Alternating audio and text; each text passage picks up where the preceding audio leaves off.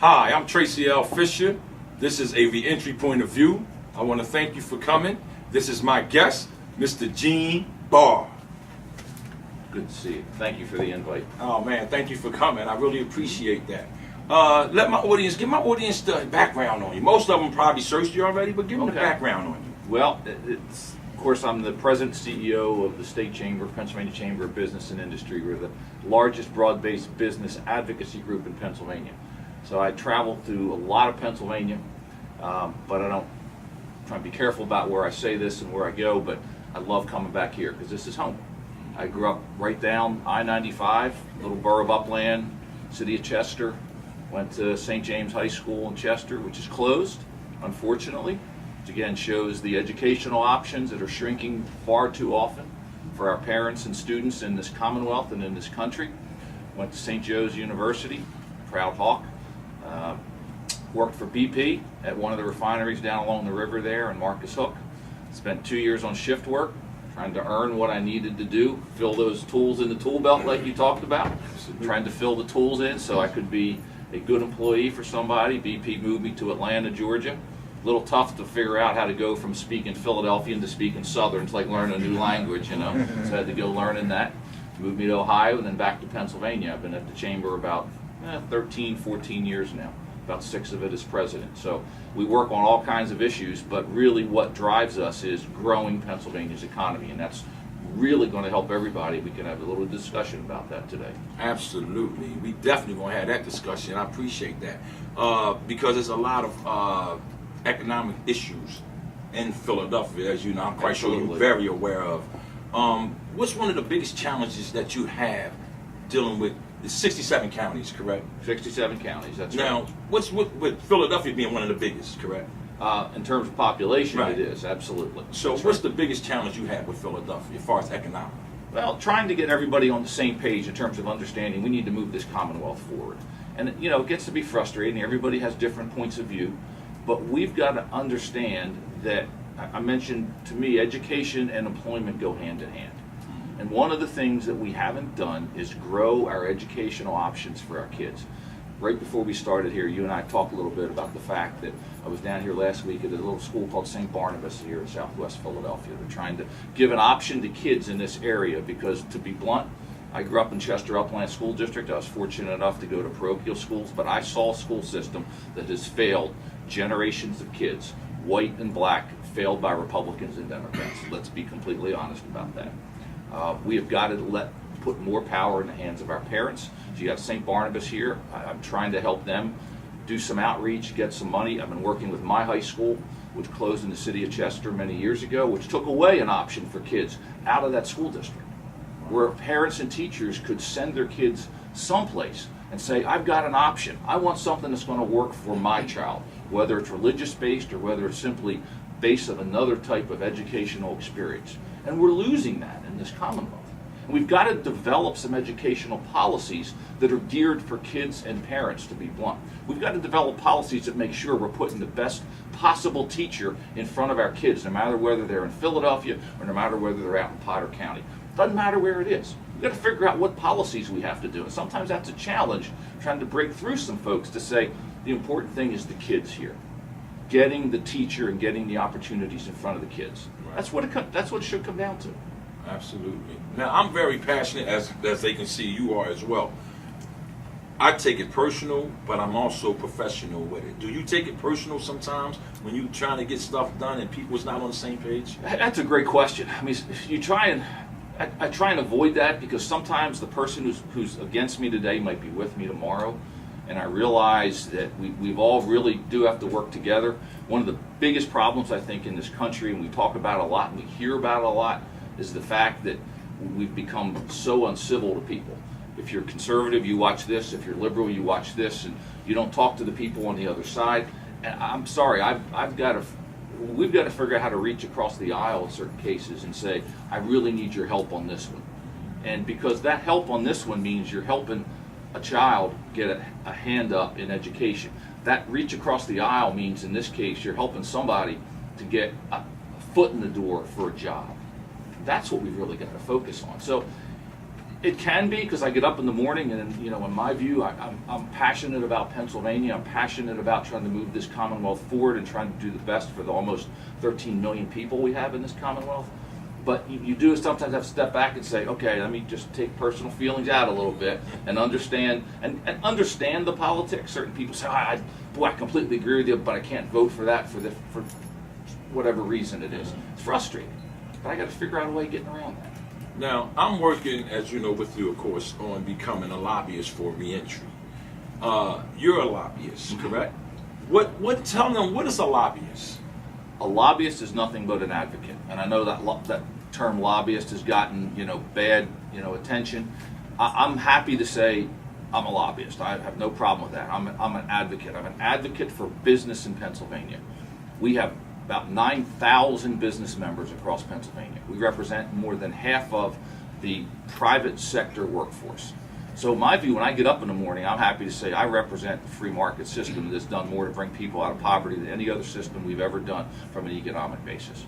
I'm happy to say that I do that. When I get up in the morning, I do. So that's what I do. I advocate for those policies that we believe are going to move Pennsylvania forward. That's really all a lobbyist is.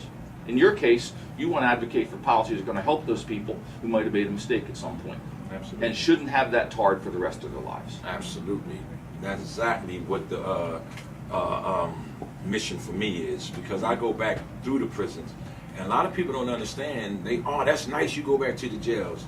But when you spend half your life in there, and then you got to go back in there to hear the guard keys, I hate that sound. And then you hear the slamming of the door, and then you hear the gladiator sound where everybody talking at one time, so it's just one big roar.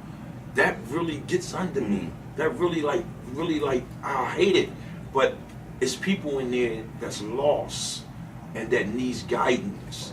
And I have to go back because I don't see anyone else doing it. So I have to go back and go in there and say, listen, this is the way out. I ate the same food you ate. I still had to deal with the same guard you had to deal with, the same system, penal system. So therefore, I'm showing you this is the way out. But in order to show somebody the way out, right, you have to put a wedge in the door so it don't shut back on you. And that wedge, right, that's the community.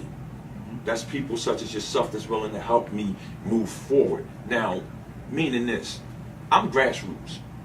I'm in the soil.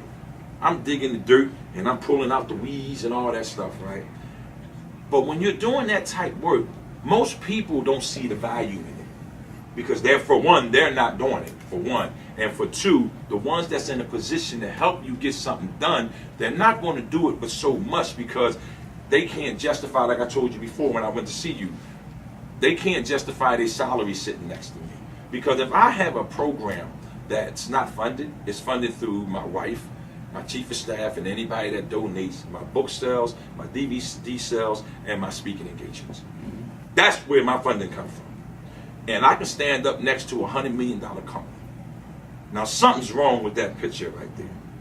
And that's what we're trying to change right there. There's no reason Gateway to Reentry shouldn't be in all 67 counties. Yeah. And that's why I came up there to Harrisburg telling on them. No. I'm just keeping it real. Am I right, Jim? And look, and I completely agree with you. And the reality is we have a too large population because for too many years we've incarcerated too many people. Let's be completely blunt. And when you go in there and think about what we're, in many cases, we've incarcerated somebody, we're going to pay $40,000 a year. That's a heck of an education for somebody. We've just got to figure out a better way of doing criminal justice in this Commonwealth and in this country. Because it's not working.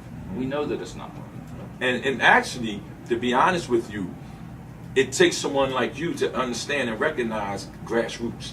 Because that's what's really going, that's the solution. That's what's really going to, that's what really, think about it. You decide to say, okay, I'm going to make Gateway my liaison for Pennsylvania, period. First of all, they'll call you. You're going to get some calls. Gee, you crazy? How you going to let that man be part of, run Pennsylvania? But see, here's the point they're missing. If something's not done, then the same thing is going to continue. So you're telling me that you're comfortable with poverty in our community. If you have someone that has an idea to remove poverty, out of the community, and all you have to do is watch how they do it, and then you can implement it all over the city in different states, then you're the problem. Because you don't want to see problems. Something wrong with that individual or individuals that does not wish to see poverty out of the urban community. And I'm speaking about urban community because that's where I live at. Right. Now, in our urban community, they says it's a poor community. But every nationality comes there and get rich. So we're not poor, we're poorly organized. So now we have to be put in a position to say, okay, when a beaver stops a dam up, right, there's no more flow. That beaver put work in, right? Somebody got to come and go where that beaver was at, right? And sometimes the beaver is the government, right? And you got to pull all that stuff out so water can reach the urban community again. So when you look over in the green grass where the government live, right, the water's flowing, the grass is green, and everything is just beautiful. And I'm okay with that, as long as it's the same thing over here, because we all human beings of the human race. So when I step up to the table, like with the people that's incarcerated, it's 2.5 million people that's incarcerated. Literally, I represent every last one of them. Literally, I am the voice for the voiceless. Yeah. So when I'm sitting and I'm speaking, I'm not even talking about Tracey Fisher. I'm talking about the community, what's needed in the community, the solutions to the problems. That's what I do. People don't understand. When you serve 22 years, right, and you lay on your bunk like this, right, every day you thinking.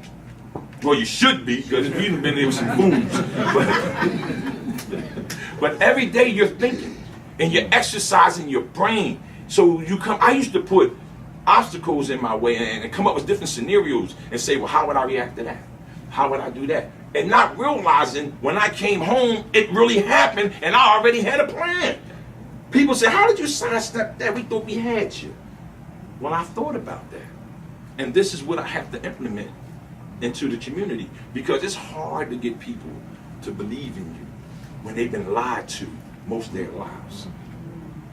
If there's one word that, in my view, we need to address poverty in this country, it's job. That will keep people out of it. And that's what we strive for. And I got to tell you, I had my eyes open 3 months ago. I was in Israel on a trade mission with the U.S. Chamber. I was one of 12 state chamber presidents that went over. We had meetings with Israeli officials, business leaders in Israel. And at 2 points, 2 different times, they said, it was almost identical, we really want to do more with the U.S., and we're really looking at New York and Boston. I'm thinking, wait a minute. How come Philadelphia's not in this discussion? And it particularly got to be a problem. Look, I get New York. New York's the financial center of the world. I understand that. But Boston? Look, I love folks in Boston. I was in Ireland, I heard the same thing. And I said, they said that they really like Boston when I was in Ireland a few years ago. And I said, why? And they said, well, there's so many Irish people. I said, have you seen Philadelphia? Have you been there? And I said, why would you guys want to go someplace that doesn't even know how to pronounce Celtic? They call them the Boston Celtics. That's wrong. They didn't like that. But I particularly got perturbed when I realized Philadelphia and Tel Aviv, Israel are sister cities. There should be a relationship that helps drive jobs and drive investment. And until we figure out why, when people say, I want to invest, and Philadelphia is not at the top of that list, we're not going to be successful. So we have work to do to say, what do we need to do in Pennsylvania to make us more attractive to people overseas, but in other states? Then we can begin to grow jobs. We need to figure out how to take those dams down that you talked about. Absolutely. And that's what we're going to try and do every day. We're going to try and figure out how we take the dams down, and those dams are keeping jobs from being developed in this Commonwealth. Absolutely. And we have to go attack them. We have to go attack them and unleash the power and the intelligence and the skills and abilities of the people in this room and everybody else in this Commonwealth. Now, that's what we're going to need to do. How did you feel about the construction industry in Pennsylvania? It's extremely important. I'd love to see more construction industry in Pennsylvania. Because when we're building something, that means we're building something to house jobs. So it's tremendously important. Now, this is the problem with the construction in Pennsylvania, right? Especially Philadelphia. The unions are mostly ran by whites. Understand? Okay, And when blacks come, or Latinos, they don't allow us to take the apprenticeship to get inside these unions so we can actually become part of the union, right? And take the test, basically, and make that money as well as like they do. That's a problem, and it's been going on for years. And then they even had in the paper maybe 6-7 months ago about the corruption of that and why that's been happening. And then you have a lot of black developers, right, that can really do great jobs, but not given the chance because they have a foot on their neck and they can't breathe. So with me, I'm considered a troublemaker. I'm just telling you the truth because I created my own union, right? Gateway 2135, the People's Union. That's real. And that union is, first of all, we're going to be dealing with the maintenance part. Because most of our guys and girls, right, is good with the maintenance part. Because the building take about a year and a half to put up. But then they gone. But the building stands for 200-300 years. Absolutely. So we want that building cleaning contract. So if you pay me $100 million to build a building, I'm gonna mess it up somewhere down the line. But if you give me the contract, as long as that building stands, I can feed generations to generations and generations of that. So, in your opinion, how do we loosen a foot off of our necks so that other developers such as Mike Brown and other individuals, James Bryant right here, other individuals that can say, you know what, maybe I can bid on a project and get it. Not because it's the good old boys club and I'm boxed out and now I can't feed my family, but you on vacation with yours. The same thing with Tracey just did when he shut the beaches down, but then sitting there. I'm just saying, this is reality. I don't know how Jersey went for that, but that's what I'm saying. I'd have been right on there with the bullhorn. Look, I think there are clearly things we need to do to clean up the labor issues in this Commonwealth. I mean, one of them is we have people who want to pass too many licensing bills, and licensing, unfortunately, all too often is designed to keep new people out of the market. And we've got to allow people, and that's one. Prevailing wage needs to be addressed, and another one. And look, I'm not anti-union. I believe everyone should have the ability to join a union if they choose. My grandfather was a union electrician at the refinery where I worked. I was third generation refinery. My grandfather, union electrician. People should have the ability to do it. We've got to figure out a way of, as we said, breaking down those dams, and sometimes labor regulations are the dams that keep jobs out. It's one of the reasons why at our organization, workforce development has become one of the biggest things we're working on. As I traveled the state, I heard from far too many people, I can't find the people I need to fill the jobs I have, which is incredible. I heard that in 08, 09 in the recession. And the trouble in this Commonwealth of country is we have people without jobs, we got jobs without people. And some of it is we need to figure out how we're going to educate our people to be able to qualify to take those jobs. For far too long, we've said to people, oh, you got to go to college, you get a good job. It's not necessary. And so what we have done is we have partnered. We brought in Mike Rowe, the guy from TV. We're now the only state chamber in the country that has a relationship with the Mike Rowe Works Foundation where we're awarding scholarships to kids, young people, returning vets who want to go into the building trades. And we're going to give them scholarships. We're going to announce the first segment of those at September at our dinner.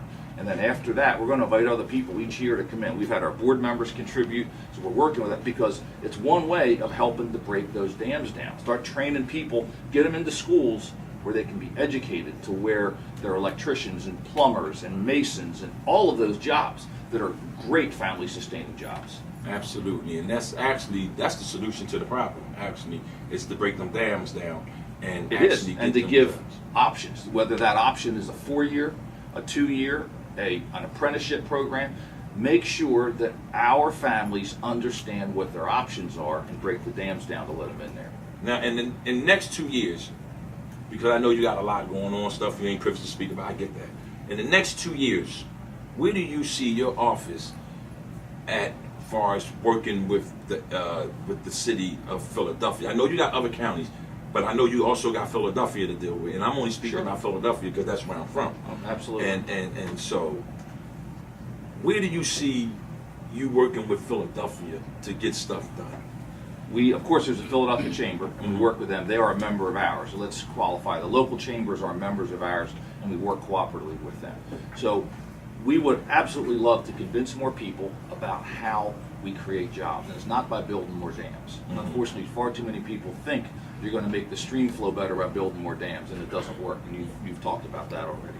So it's trying to communicate to people how we take down those dams to get people in. As I already said, in my view, our view, some of it is creating better educational opportunities for our kids, putting more freedom and choice in the hands of parents to say, you know what, I don't want that school, I want this school.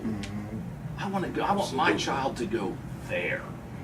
They should have the ability to do that, to pick the best option for their child no matter what part of the city or part of the state they live in. They should have that. They should have the ability to do that, to do what works best for them.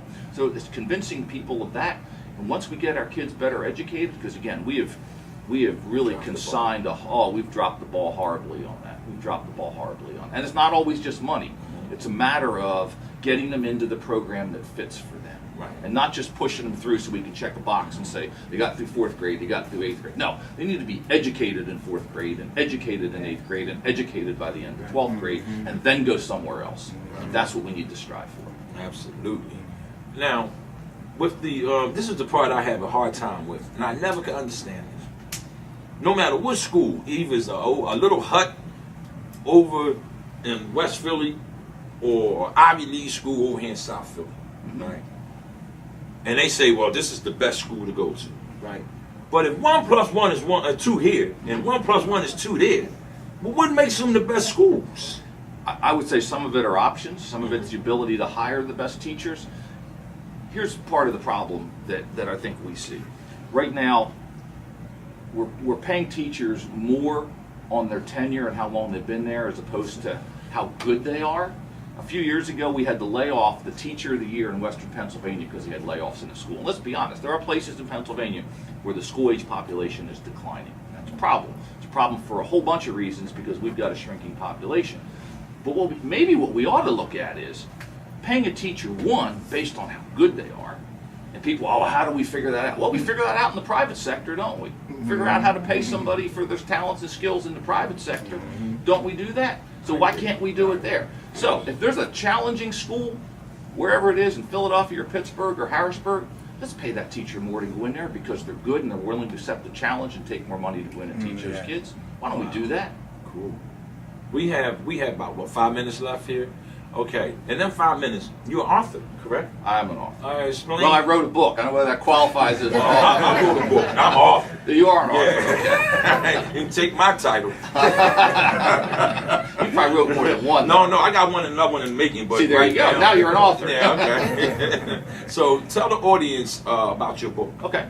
I wrote a book. My longstanding interest is Civil War history. I love American history, particularly Civil War period. I love studying Civil War period. And a few years ago, I wound up getting a series of letters between an immigrant captain in an Illinois infantry regiment and a woman he met in camp in Peoria. And so the basic structure of the book is a series of, it's a Victorian courtship through letters, love letters during the Civil War. So as part of that, I talk about what these two people went through. They're both very religious people, so I talk about religion, what religion meant to them in their letters and how it was shown through their letters. Talk about why men fought, why they enlisted in the Civil War. Talk about how abolitionism progressed during the Civil War. Talk about the politics of the time. And the book came out about a year ago, so I've been doing lots of different appearances at Civil War roundtables and all kinds of different things. I love talking about it because you really get to know not only these two people, you get to know the people of the time and what people went through and get a much better appreciation for American history with all of its positives and its faults and the things we've had to overcome and the difficulties we've had as a country. In many cases, what's the roots of the Civil War are still with us today. Tell the people, the audience, about the title of your book. The title of the book is A Civil War Captain and His Lady, from Fort Donelson through the Vicksburg Campaign. It's published by Savis Beatty. And you go on Amazon, Google my name through the book side, it'll come up. Great. And on that note, I'm Tracey L. Fisher. This is a re-entry point of view, and thank you for my guest, Mr. Gene Barr.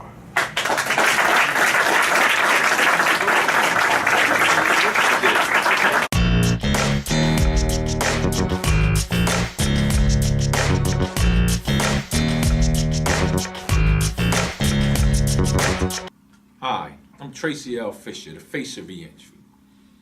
I'm gonna do this short little video on returning citizen, the mind frame of the individual that come home from being incarcerated. People always ask me about how can I help someone when they come home? What does it take to help someone when they come home? Well, first of all, you have to understand the mind frame of the individual, he or she, when they come home. And most of the individuals that come home, not all, but most of them, majority of them, they come home broken. They come home weak, especially the males. They spend their whole time in jail working out, doing exercise, sitting around, reading frivolous books, watching frivolous TV, having frivolous conversation, right? But they don't work their brain mentally. So when they come home, physically they're strong, but mentally they're weak.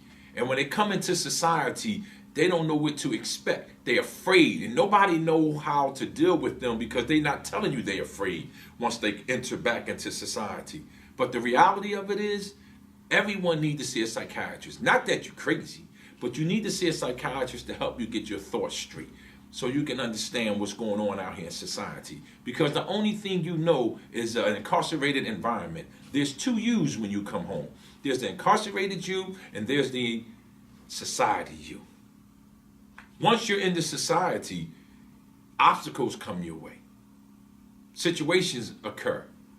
And the only thing you know how to do is handle it with a incarcerated mind frame. And when you handle it with a incarcerated mind frame, that's why the recidivism rate is so high. That's why you go back to jail, because you didn't know how to function out here in society, because you was never taught how to be responsible when you was incarcerated. That's because when you was in society, you wasn't responsible. That's why you went to jail. So the rehabilitation part of jail is non-existent. It don't exist. You have to rehabilitate yourself. If you're looking for the government to rehabilitate you so you can come home and be productive in society, you done really lost your mind. Because there's no way in the world that the government is going to allow you to come home and be productive in society and stop their money flow.